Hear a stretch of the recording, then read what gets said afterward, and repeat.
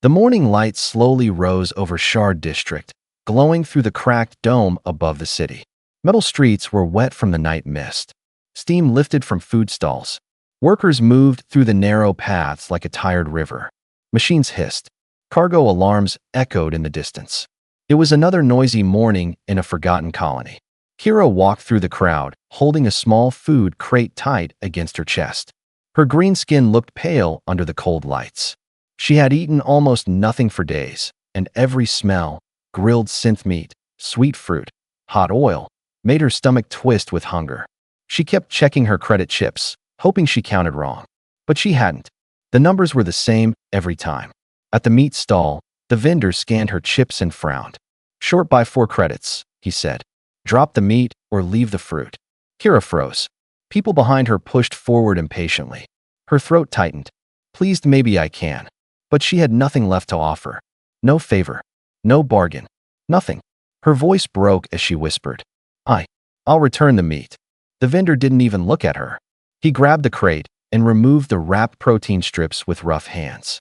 The smell of warm meat hit her again, rich, salty, real. She hadn't tasted real protein in nearly a week. Her fingers trembled as she reached to take the crate back. Then a calm voice cut through the noise. "Keep it. She keeps the meat. I'll pay." Kira turned fast. A human man stood behind her. Mid-40s. Strong build. Weather-worn skin. Black hair with gray at the sides. His brown work coat was stained with grease from the docks. He held out a payment card without hesitation. "Add the meat. Full price," he told the vendor. The vendor's attitude changed instantly. "Of course, sir." Kira felt heat rise under her skin. This stranger, this human, had just saved her from walking away hungry again. "You don't have to do that," she whispered. "I know," he said simply. "But I'm doing it." His eyes were steady, unreadable. The vendor handed the crate back to her, now with forced respect. Kira stood frozen, unsure what to say or do. The human nodded toward a nearby stall with rising steam. "Come on," he said. "You need a meal before you fall over." Kira hesitated. Why was he helping her? What did he want? She looked down at the crate. She looked at him. Her heart thumped with fear and hope at the same time. She could walk away and return to hunger, or follow this stranger into a moment of safety. After a long, shaking breath, she followed him. And just like that, her world began to change. Steam curled up from the grill stall as Kira followed the human through the crowd.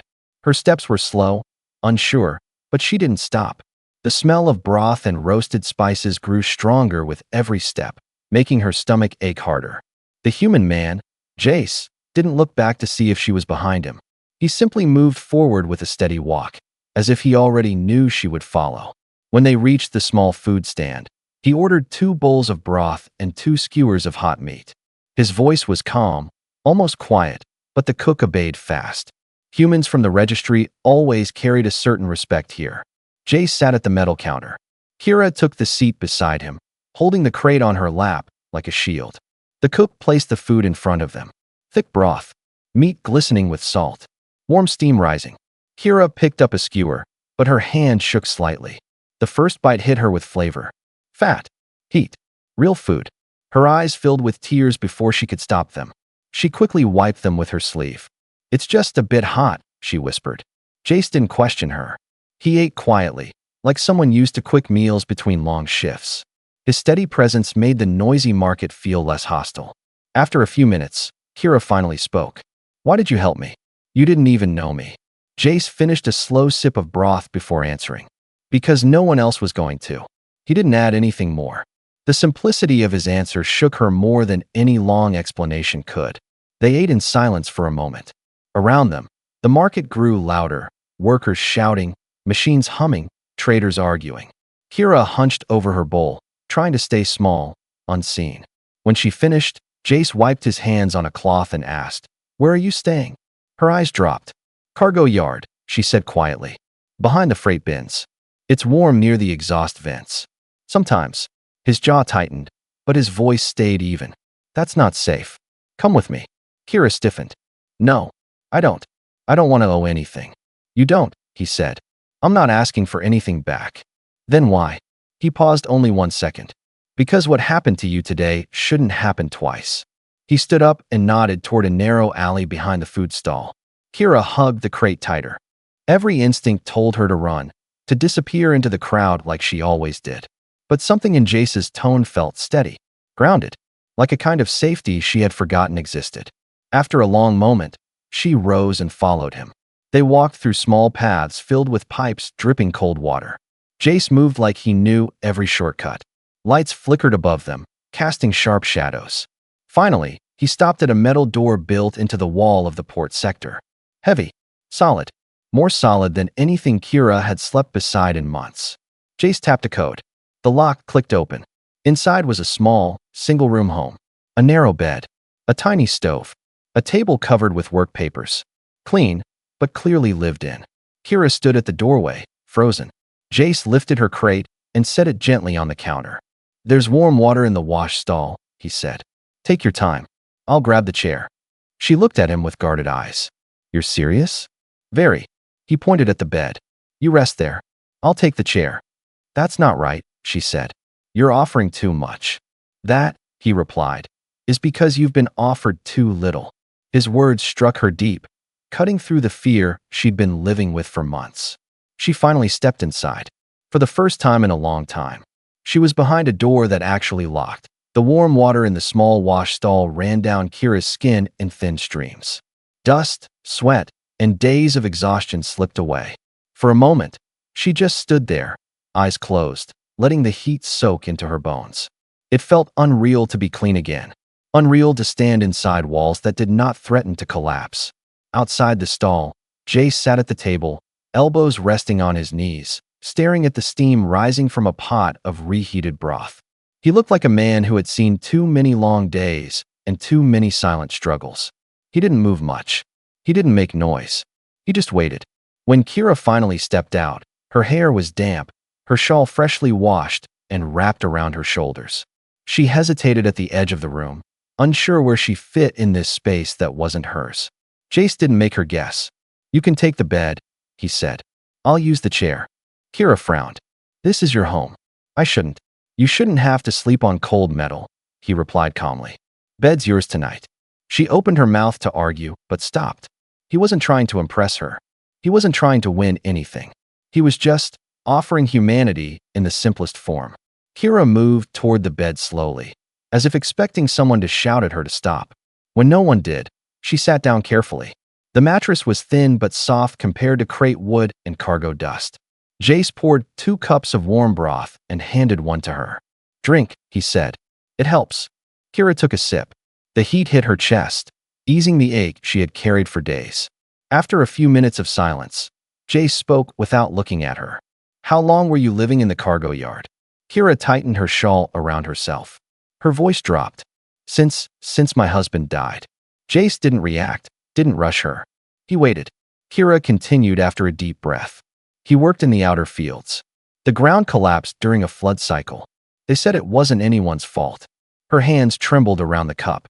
"I tried to claim his final pay. But hybrids don't get full rights. No bloodline proof. No official bond record. They said our union wasn't valid." Jace's jaw clenched slightly. His eyes stayed steady. "They kept everything?" he asked. Kira nodded. "I had to leave the housing block. No papers. No credits. And people stare when you don't belong anywhere."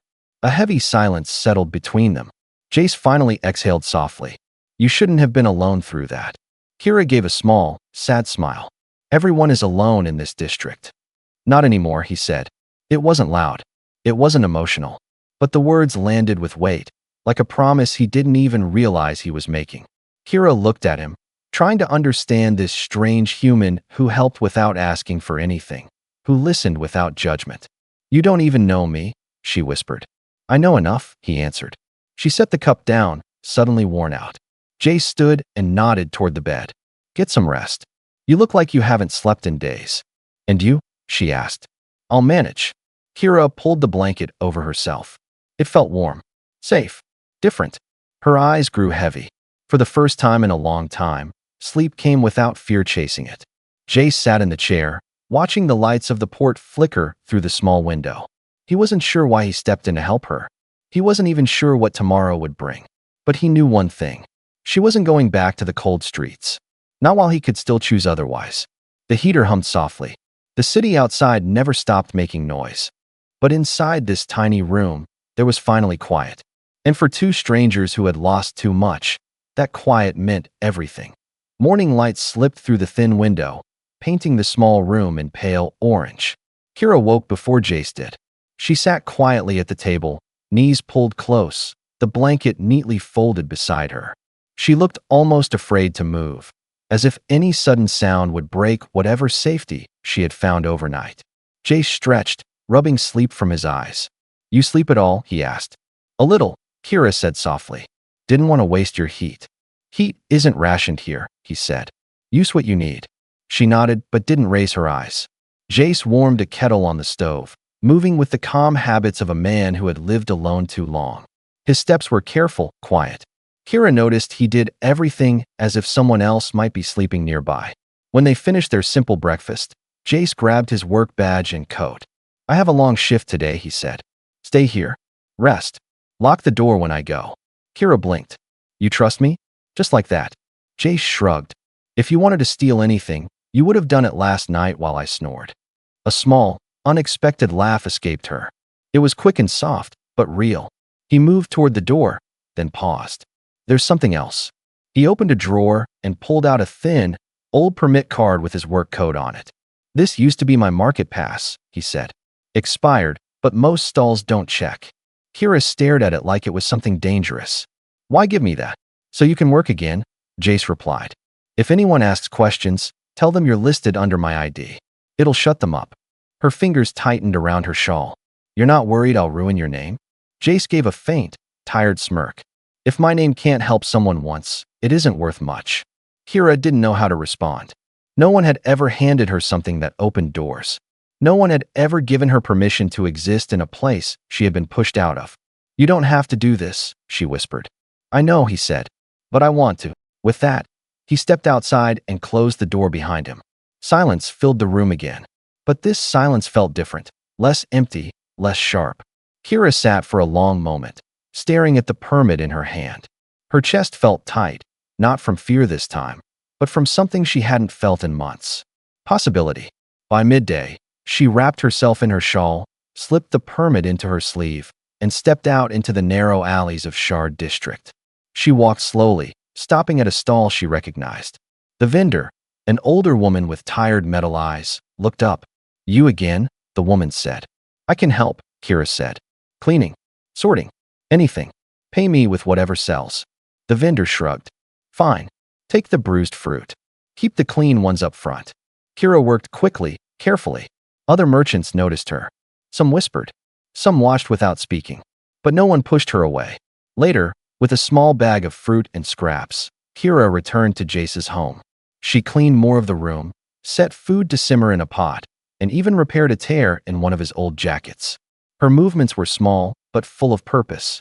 Not because she owed him, but because she wanted to give something back. Hours passed. The pot steamed warmly. Shadows stretched across the walls. Then the door clicked open. Jace stepped inside, soaked from the misting vents, shoulders heavy with exhaustion. He paused when he smelled the food, when he saw the neat room, when he saw her. "You didn't have to do all this," he said quietly. Kira looked down at her hands. "I wanted to. Sitting still feels wrong. And I thought, if I help a little, maybe you won't regret letting me stay."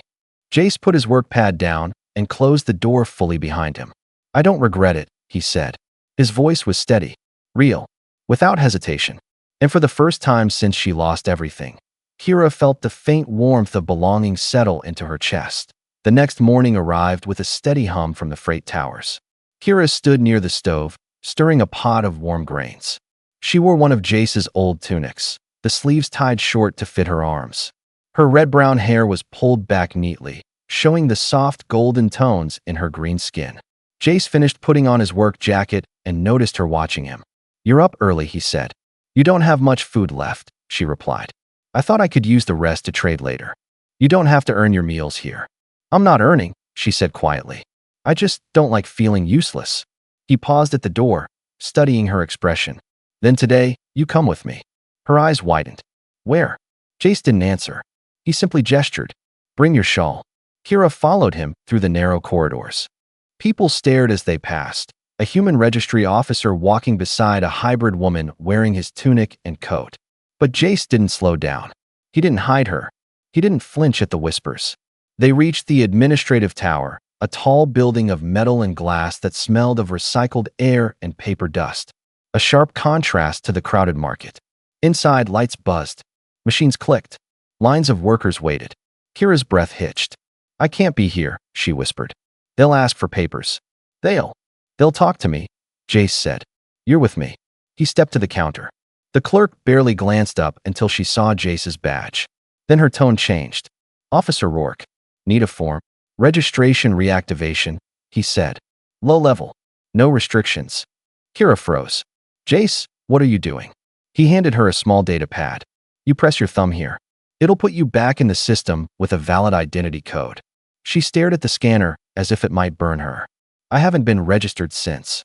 "I know," he said softly. "But you deserve to exist on record. Not as a shadow." Kira's hand shook as she placed her thumb on the pad. A green light blinked. The clerk nodded. "All done. Next." Just like that. Kira was someone again. She swallowed hard, tears threatening, but she held them back. "That's it," she whispered. "That's it," Jace said. "No more hiding." They walked back through the tower and into the open corridor. The sounds of the city felt less sharp now, less hostile. On the way home, Jace stopped at a small food stall and bought 2 wraps of roasted strips. He handed one to her. "Eat," he said. "Real food is part of your new routine." Kira took a bite. Warm flavor spread across her tongue. "I forgot how good things could taste," she said. "Get used to it," Jace answered. "It's not going to be like before." Back at the room, Kira set the food aside and sat on the bed slowly, still overwhelmed. "You risked a lot today," she said. "If anyone finds out." "They will," Jace interrupted. "People always talk. Let them." She blinked. "Why don't you care what they say?" Jace shrugged off his jacket and hung it beside her shawl. "Because their judgment doesn't feed anyone, doesn't keep anyone warm, doesn't fix anything." He turned to her. "But giving someone a chance does."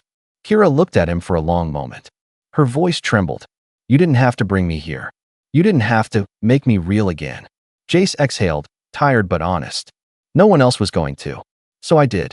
Silence filled the room, soft, warm, full of meaning. For the first time, Kira didn't feel like a burden. She didn't feel like a stray the world threw aside. She felt seen. And Jace, who had lived years in quiet routine, felt the strange beginnings of purpose growing where there had once been only numbness. The heater hummed. The city lights blinked through the window. 2 people sat in a small metal room, both changed by one simple truth. Humanity wasn't about bloodlines. It was about the choice to not look away. Days passed in a quiet rhythm. Not perfect, not easy, but steady. Every morning, Kira woke before Jace and warmed the room with simple food, grain, scraps, broth. Every evening, Jace returned from the registry with tired shoulders and a face marked by long hours. They moved around each other like 2 people still learning how to exist without fear. One night, Kira brought home a small bag of vegetables she earned from helping a vendor scrub rust off a counter. She placed them proudly on the table. Jace noticed immediately. "You traded for all that." "I worked," she said. "It felt good. I forgot what that felt like." Jace nodded. "Good. That means you're finding your feet again." Kira looked down at her hands. "Not alone." Jace didn't respond, but his eyes softened. Later that week, he surprised her by asking, "Come with me. I want to show you something."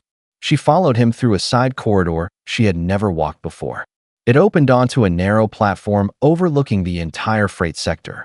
Clean air drifted here, rare air, untouched by exhaust fumes.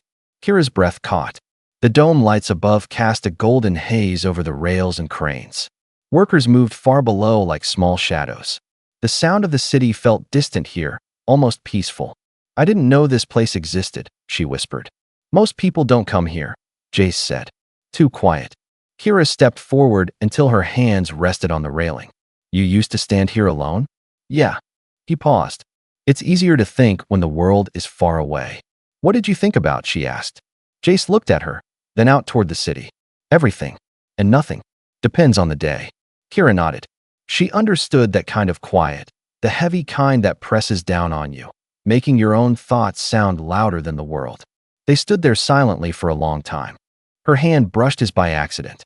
He didn't pull away. Neither did she. For the first time in years, Kira felt tall, like she wasn't hiding in the shadows, but standing where others could see her.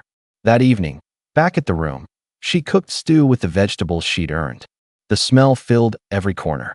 When Jay sat down, she caught him watching her with an expression she couldn't quite read. "What?" she asked softly. "You look different," he said. "Different how?" He shrugged. "Like you're not waiting for someone to take everything from you." Kira's chest tightened. "I'm getting used to being safe," she said quietly. "You should," Jace replied. "You deserve that." Their eyes met for a long moment. The room was small, but it felt full of warmth, of shared silence, of something unnamed. Later, Kira mended one of Jace's coats. He watched her thread the needle with slow care. "You don't have to do that," he said. "I want to," she replied. "I like making things better." "You already have," he said. She froze. "What do you mean?" Jace leaned back in his chair, tired but honest. "This place was empty before. Quiet in the wrong way. You changed that." Kira looked down, hiding a small smile. "I didn't know I could change anything," she whispered. "You did," he said. "Just by staying." That night, the city rumbled softly outside. Inside, Kira sat on the bed while Jace repaired a loose pipe near the heater. She watched him work with a slow, steady rhythm. "You never rest," she said gently. Jace looked up. "I rest when I need to." "No," she said. "You rest when someone tells you to." He smirked slightly. "Are you telling me to rest?" She nodded. "Yes." Jace set down his tools and sat beside her. The space between them was small, just a breath, just a heartbeat. But it felt like a bridge crossed. Kira spoke quietly. "You help me stand again. You help me exist again. I want to help you too, even if it's only by being here." Jace's shoulders relaxed for the first time that night. "You are helping," he said. "More than you know." Kira lowered her head. A quiet warmth spread through her chest, steady and grounding. Inside a tiny metal room, two lonely lives had started to fit together, carefully, quietly, naturally. And both of them knew, without speaking it aloud. Neither of them wanted to go back to the way things were before. Dawn came quietly over Shard District. No alarms. No shouts. Just a soft hum from the freight lines and the faint glow of the dome rising above the mist. Kira sat at the table, her hands wrapped around a warm cup. She watched the steam rise, her thoughts slow and calm in a way they hadn't been for months. Jace had left early for the registry, leaving his usual short note on the table. "Back before dark. Don't open the door for strangers." "Jay?" It made her smile every time. She touched her stomach absently, a new habit she didn't fully understand yet. A habit that made her feel both fragile and stronger than ever. Jace didn't know yet, but she needed to be sure before saying anything, before changing both of their lives. As the day passed, Kira walked to the market with his old permit tucked in her sleeve. The vendors no longer stared with cold suspicion. Some nodded. Some offered small greetings. One slipped her extra grain by mistake. It was small, but it mattered. Kira traded for more vegetables and broth powder. She even mended a broken crate for a fruit seller who paid her with 3 ripe pears. For once, she walked home with something more than scraps. Jace returned later than usual, his shoulders heavy, his clothes dusted with metal flakes from the upper docks.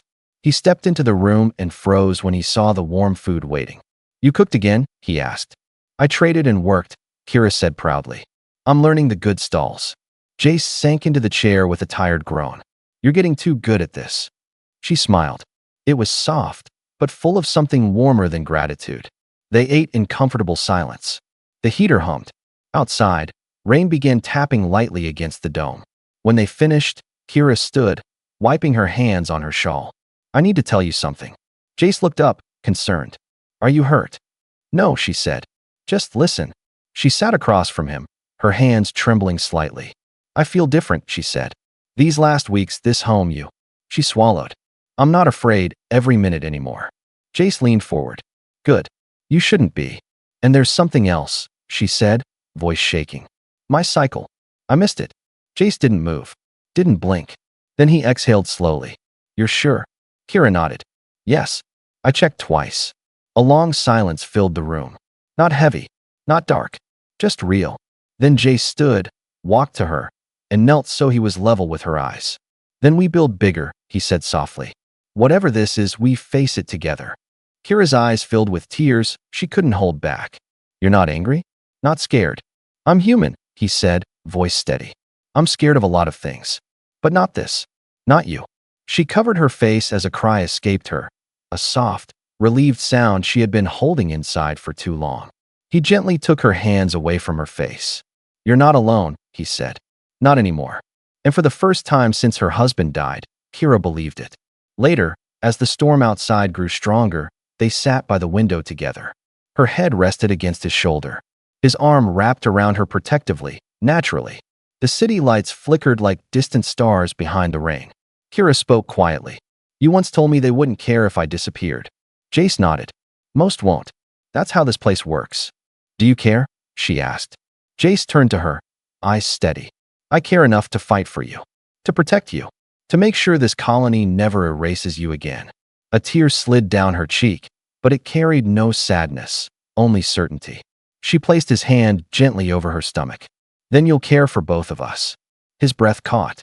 His fingers tightened around hers. Not in fear, but in acceptance. You're both mine to protect now, he said. The heater hummed. The storm softened. The room, once cold and lonely, was filled with a quiet, growing warmth. Two people who had been forgotten by the colony had found something bigger than survival. They found purpose. They found home. They found each other. And under a flickering dome in a forgotten district, humanity proved itself in the simplest, strongest way, by refusing to look away from someone who needed to be seen.